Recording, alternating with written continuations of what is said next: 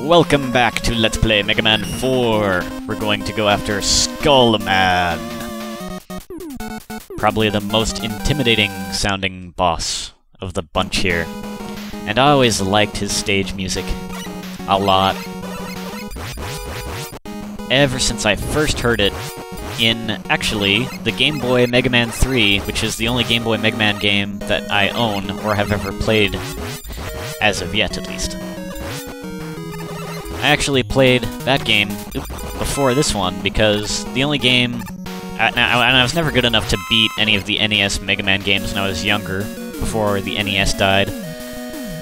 But the only games I ever got to play on it while it was still kicking were Mega Man 2, or I should say the only Mega Man games I ever got to play on it were Mega Man 2 and Mega Man 3.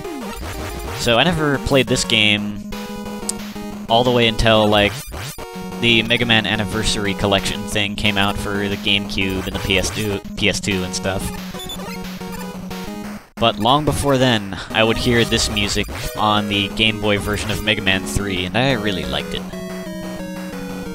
I also liked the Game Boy version of Mega Man 3 a lot. I haven't played any of the other ones. I'm telling you, getting a lot of those one-ups.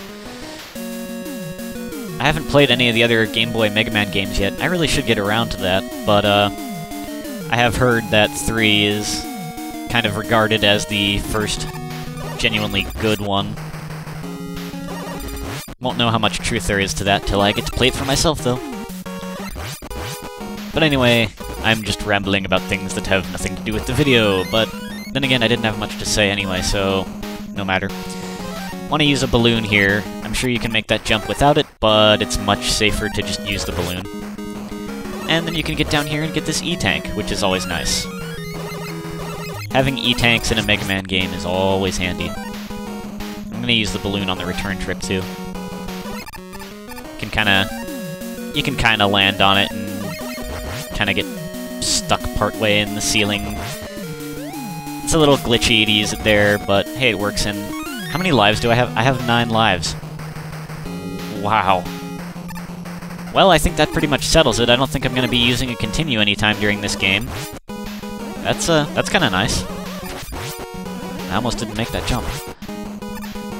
Yeah, I forgot. I don't like that jump. I usually use rush on that one, but hey, I made it, so no big deal.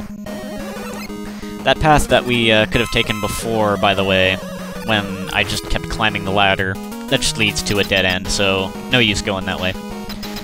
Here we are at the end already, and breaking out the Dust Crusher to take on Skullman.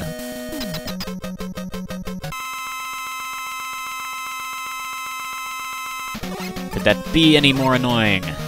Probably. This boss is fairly... Oh hey, he actually deviated from the pattern I had learned, like, noticed him using before. Generally, he'll just fire some shots off at you, like 3 or 5 or whatever, and then he'll run closer to you and put on his skull barrier, then he'll fire again, etc., etc., etc. Seems there might be a little more to his pattern of when he'll run, though, that I guess I didn't fully recognize the pattern, but it's okay, he's still easy enough anyway.